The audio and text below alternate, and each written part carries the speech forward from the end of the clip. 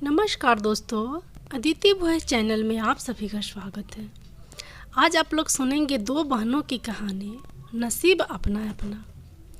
एक समय की बात है, एक नगर में एक जमींदार रहता था।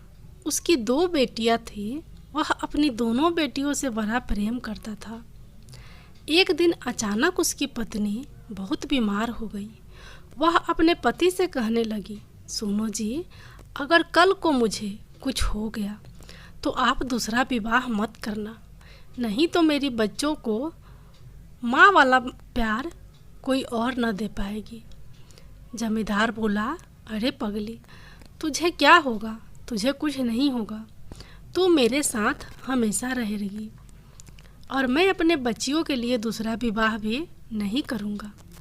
जमींदार की पत्नी को तसल्ली हो गई, लेकिन होनी को कौन टाल सकता था।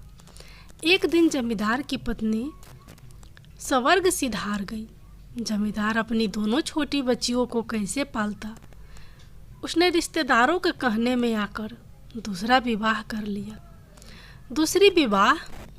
दूसरी पत्नी उन लड़कियों से बड़ी नफरत करती थी। वे दोनों लड़कियां उस सौतेली माँ को फटी आंख न भाती। एक दिन जमींदार किसी काम से बाहर गया हुआ था। तब उस सौतेली माँ ने उन दोनों बेटियों को खाना तक न दिया, घर का सारा काम करवाया। दोनों बेटियां घर के बाहर बैठी रोती रही, धूप में बिलखती रही, लेकिन उस सौतेली माँ ने उन्हें घर में भी ना बुलाया। सारा दिन दोनों बेटी भूखी प्यासी बाहर ही बैठी रही। अब दोनों की जब सांसें सूखने लगी तो वह दोनों घर के पीछे वाले पेड़ के नीचे जाकर बैठ गई। उधर जब जमींदार के आने का समय होने वाला था तो वह रोना पीटना लेकर बैठ गई।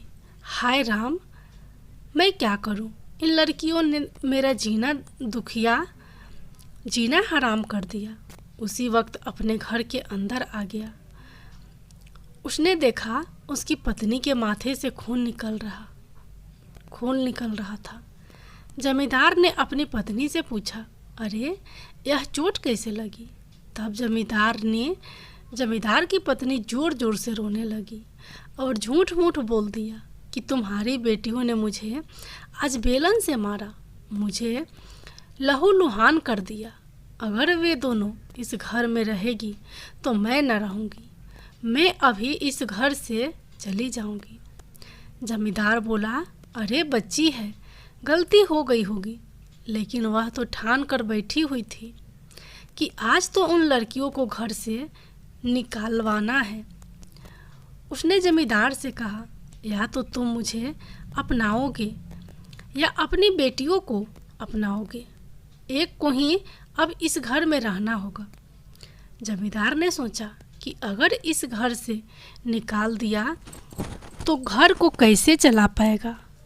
उसने घर के बाहर लिखवा दिया कि अगर मरी हुई माँ की बेटियाँ हो तो घर से चले जाना, और अगर सौतेली माँ की बेटियाँ हो तो घर के अंदर आ जाना। दोनों बेटियाँ जब शाम को पेड़ के नीचे से उठकर अपने घर आने लगी तो उन्होंने दीवार पर यह सब पढ़ा। अब दोनों वहीं से वापस हो चली। चलते चलते एक जंगल में पहुंच गई। जंगल में दोनों ने थोड़ी सी लकड़ियां इकट्ठा की, पत्थर से आग जलाई और सेंकने बैठ गई। अब छोटी बहन को नींद आने लगी। बड़ी बहन ने कुछ पत्ते तोड़े और अपनी छोटी बहन को उन पत्तों पर सुला दिया। दोनों ठंड में उस जंगल में बैठी हुई थी। यह सब बात माता पार्वती और भोले बाबा देख रहे थे कि दोनों बच्चियां कितनी दुखी है। माता पार्वती कहने लगी, हे प्रभु, इन दोनों के साथ बड़ा गलत हो रहा है, आप इनकी कोई ना कोई सहायता करो। भोले बाबा ने कहा, देवी, मैं इसमें कुछ नहीं कर सकता। जो इसके भाग्य में लिखा है वही इनके साथ होगा। लेकिन माता पार्वती कहा मानने वाली थी। वह तो हट कर बैठी। नहीं नाथ, आपको इनकी कोई ना कोई तो सहायता करनी ही होगी। भोले बाबा ने माता पार्वती की हट देखकर अपने जादू से 2 फल प्रकट किए, एक कच्चा फल और एक पका फल, और कहने लगे देवी, यह 2 फल है। जो कच्चा फल खाएगी वह रानी का सुख भोगेगी, और जो पका हुआ फल खाएगी उसका विवाह एक राजकुमार के साथ हो जाएगा। भोले बाबा ने वे दोनों फल नीचे फेंक दिए। दोनों फल जब उस बड़ी वाली बहन के पास आकर गिरे तो वह डर गई। पीछे मुड़कर देखा तो 2 फल गिरे हुए थे। उसे भूख भी बहुत जोर से लगी थी। उसने वे दोनों फल उठाए और सोचने लगी कि पका हुआ फल अपनी छोटी बहन के लिए रख देती हूँ और कच्चा फल खुद खा लेती हूँ। उसने कच्चा फल ही खा लिया और पका हुआ फल अपनी बहन के लिए रख दिया। थोड़ी देर बाद उसे भी नींद आ गई। अब छोटी बहन उठ गई। उसने जब पका हुआ फल देखा तो उससे ना रहा गया। उसने वह सारा फल खा लिया, लेकिन सारा फल खाते ही उसे याद आ गया कि मेरी बहन तो भूखी होगी, उसने कुछ ना खाया होगा। सारा फल तो मैंने ही खा लिया। मैं भी अपनी बहन के लिए फल लेकर आऊँगी। वह भी अब अपने बहन के लिए फल लेने जंगल में चलने लगी। चलते चलते वह बहुत आगे निकल गई, लेकिन उसे फल कहीं ना मिला। उसने सोचा मैं तो बहुत दूर आ गई, मुझे अपनी बहन के पास वापस जाना चाहिए। वह मुझे ढूंढ रही होगी। वह जब वापस जाने लगी तो वह यह भूल गई कि वह कौन से रास्ते से आई थी। दोहरा रास्ते में थी। समझ नहीं आ रहा था कि कौन से डगर पर जाऊं। बेचारी गलत राह पर निकल पड़ी और चलते चलते एक गांव में पहुंच गई। उस गांव में कुछ घर बने हुए थे, लेकिन सभी घरों के दरवाजे बंद थे। वह बड़ी हैरान हुई। आगे चली तो उसे एक बूढ़ी माई मिली। बूढ़ी आमा कुछ बकरियों को चरा रही थी। वह उन बूढ़ी आमा से बोली, माँ, क्या मुझे एक रात यहाँ रहने का स्थान मिल सकता है? बूढ़ी आमा रोने लगी और बोली, नहीं बेटी, मैं तेरी मृत्यु का कारण नहीं बन सकती हूँ। तू यहाँ से जल्दी चली जा। पूछने लगी, अम्मा ऐसा क्या है यहाँ जो आप मेरी मृत्यु का कारण बन जाओगी? तब बूढ़ी अम्मा ने रोते रोते सारी बात उस लड़की को बताई कि बेटी, यहाँ एक दानव रोज रात को आता है और किसी न किसी गांव वाले को उठाकर खा जाता है। एक दिन सभी गांव वालों ने विनती की कि हे दानव, हम रोज तेरे लिए भोजन का प्रबंध कर दिया करेंगे, तुम ऐसे किसी को भी उठाकर मत खाया करो। उस दिन से रोज एक आदमी उस दानव का निवाला बन जाता है। आज मेरी बारी है। जब वह मेरे घर आएगा और साथ में तुझे देखेगा तो वह तुझे भी नहीं छोड़ेगा। बेटी, मैं तो इसलिए रो रही हूँ। लड़की कहने लगी, अम्मा, बस इतनी सी बात, तो चिंता ना कर, आ मेरे साथ। अब दोनों बूढ़ी माँ के घर चली गई। लड़की ने कहा, माँ, मुझे थोड़ी सूखी घास और कुछ दही चाहिए। बूढ़ी माँ बोली, अरे बेटी, घास तो मेरे घर के पीछे बहुत पड़ी है, और रही बात दही की, तो दही भी मेरे घर में बहुत है। बहुत सारा सामान तुझे यहीं मिल जाएगा। अब तो लड़की ने घास इकट्ठा की और उसकी एक लंबी सी चोटी बना दी। उस दही को इकट्ठा करके घर में रख लिया। जब रात को वह दानव उस बूढ़ी अम्मा को खाने के लिए घर के बाहर आया तो उस लड़की ने चतुराई से वह दही जोर से बाहर गिरा दी। इतना सारा सफ़ेद सफ़ेद देखकर वह दानव चौंक गया। अरे यह क्या है? यह किस दानव का इतना सारा थूक है? अरे जिसका इतना सारा थूक है वो कितना बड़ा होगा, वो कितना भयानक होगा, यही दानव सोच रहा था। तभी लड़की ने वह घास वाली लंबी चोटी बाहर फेंक दी। दानव उस चोटी को देखकर और भी ज़्यादा घबरा गया। जिसकी इतनी बड़ी चोटी, वह दानव कितना बड़ा होगा, वह तो मुझे ज़रूर खा जाएगा। दानव यह सारी बातें सोच ही रहा था कि लड़की अपनी आवाज़ को थोड़ा मोटा करके बोली, अरे ओ बुढ़िया, तुझे खाने से मेरा पेट नहीं भरेगा, मुझे और भोजन चाहिए। बुढ़िया कहने लगी, अरे बड़े दानव, तू मुझे छोड़ दे, तूने मेरी सारी बकरियां खा ली, अब मुझे भी खा लेगा तब भी तेरा पेट नहीं भरेगा।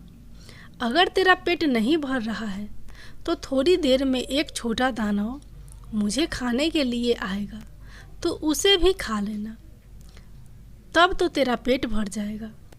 यह सारी बातें बाहर खड़ा हुआ दानव सुन रहा था। वह डर गया और सोचने लगा, जान बच गई तो कहीं ना कहीं अपना पेट भर ही लूँगा, यहाँ से तो भागने से ही फायदा है। भैया वह तो दुम दबा के वहाँ से भागने लगा। भागता भागता उस गांव के बाहर चला गया। उसने कसम खा ली कि आज के बाद इस गांव में वापस नहीं आएगा। अब तो सभी गांव वालों को उस लड़की की चतुराई से उस दानव से छुटकारा मिल चुका था। उधर बड़ी बहन जब अपनी छोटी बहन को अपने पास नहीं देखती तो वह भी बड़ा रोती है, उसे ढूंढने के लिए चल देती है और चलते चलते वह भी एक गांव में पहुंच जाती है और चलते चलते एक नगर में पहुंच जाती है। उस नगर में जो राजा था उसकी पत्नी का देहांत हो चुका था। सब भी योग रानी की तलाश कर रहे थे। तभी देखा कि एक सुंदर लड़की सामने से चली आ रही थी। सभी उसे राजा के पास ले गए। राजा को वह लड़की बड़ी पसंद आई। उन्होंने उससे विवाह कर लिया। अब तो बड़ी बहन रानी बन गई। उसे हर प्रकार की सुख सुविधा मिल चुकी थी, लेकिन फिर भी वह उदास रहती थी, अपनी बहन का इंतजार करती रहती थी। उधर पास के ही राज्य के एक राजा के लड़के का विवाह एक जमींदार की बेटी से होने जा रहा था। लेकिन जमींदार की बेटी एक आंख से कानी थी, तो जमींदार को घबराहट होने लगी कि कहीं राजकुमार मेरी बेटी से विवाह करने से मना ना कर दे। वह इसी चिंता में था कि उसे एक युक्ति सूझी कि कहीं से एक लड़की को खोजा जाए और उससे राजकुमार का विवाह करा देंगे। जब विदाई का समय आएगा तो अपनी बेटी को बिठा दूंगा।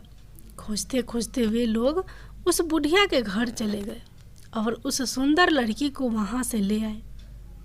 जमींदार ने जब उस लड़की को देखा तो उसे समझ में आ गया कि हाँ, यही ठीक रहेगी, इसी से राजकुमार विवाह कर लेगा। अब तो राजकुमार विवाह करने आ गया। उधर जमींदार ने उस लड़की को सजा धजा के वहाँ पर बिठा दिया। मंडप में विवाह भी अच्छे से हो गया। लेकिन जब राजकुमार उस लड़की के पास बैठा हुआ था, तभी उस लड़की ने उसके रुमाल पर सारी बात लिख कर दी और उसकी जेब में वह रुमाल डाल दिया। जब राजकुमार ने खाना खाया और हाथ पोंछने के लिए वह रुमाल निकाला तो उस पर वह सब लिखा हुआ था। पढ़ लिया। उधर दी गई तैयारी होने लगी। उधर विदाई की तैयारी होने लगी और जमींदार ने उस लड़की को कुछ पैसे देकर वहाँ से भगा दिया कि आज के बाद यहाँ दिखाई मत देना, और अपनी बेटी को तैयार करके राजकुमार के साथ विदा कर दिए। जब वह लड़की महल में आई और राजकुमार ने उसे देखा तो वह समझ गया कि यह तो वो लड़की हो ही नहीं सकती। उसने उस कानी लड़की को जमींदार के घर भिजवा दिया कि मैं इससे अपने साथ नहीं रख सकता। जमींदार यह सारी बात लेकर राजा के पास गए कि राजा साहब, मेरी बेटी को न्याय दो। इसका विवाह राजकुमार के साथ किया है और राजकुमार अब इसे अपने साथ रखना नहीं चाहता। राजकुमार को भी राज्यसभा में बुलाया गया। तब राजकुमार ने वह रुमाल पर लिखी हुई सारी बात राजा को सुनाई। वहाँ पर रानी भी बैठी हुई थी। रानी ने जब वो सारी बातें सुनी तो वह समझ गई कि वो और कोई नहीं, मेरी बहन ही है। रानी ने उठकर कहा, वह लड़की कहाँ है? उसे यहाँ बुलाया जाए, मैं उससे कुछ पूछना चाहती हूँ। अब सब ने पूछा, जमींदार बता उस लड़की को कहाँ भेजा है। जमींदार ने बता दिया कि एक बुढ़िया के पास उस लड़की को हमने देखा था, शायद वहीं पर होगी। अपने कुछ सैनिक बुढ़िया के पास भेजे और उस लड़की को वहाँ से बुलवा लिया। जब लड़की राज्यसभा में आई तो उसे रानी ने देखते ही पहचान लिया कि यह तो मेरी बहन है और उसके गले लग गई। उसके बाद जमींदार को कारागार में भेज दिया गया और उस लड़की का विवाह राजकुमार के साथ दोबारा से करा दिया गया। अब सब हंसी खुशी रहने लगे।